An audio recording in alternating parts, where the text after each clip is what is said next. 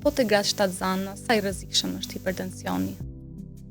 Kemi edhe një risk të gratë shtatzanë, sepse disa nga gratë mund të paraqesin vlera të rritura të presionit arterial. Kjo vjen për disa shkaqe.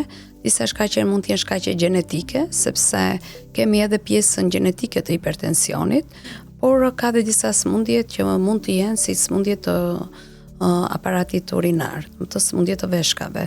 Dhe këto individ që janë gratë shtatzana që mund të zhvillojnë hipertension, duhet të kenë shumë kujdes, duhet të trajtojnë atë, sepse nëse ai nuk trajtohet, shkon deri në humbjen e fëmijës.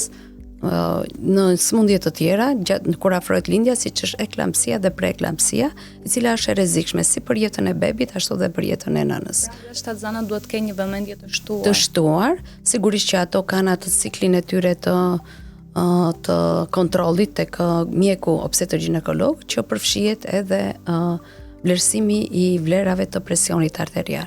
Ajo që dua të them, nëse një grua gjatë shtatzanisë së vet, edhe pse është një proces fiziologjik, zhvillon hipertension dhe ky hipertension nuk vazhdon pasi lind bebi, duhet të ketë kujdes në jetën e saj në dekadat që vijnë, sepse ajo është e prirur të zhvillojë hipertension.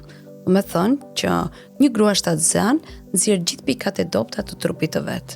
Siç periudhës së shtatzanisë, siç është zhvillimi i hipertensionit, siç është zhvillimi i diabetit ose sëmundje të tjera, të cilat mund të konstatohen gjatë vizitës te obstetër-ginekologu.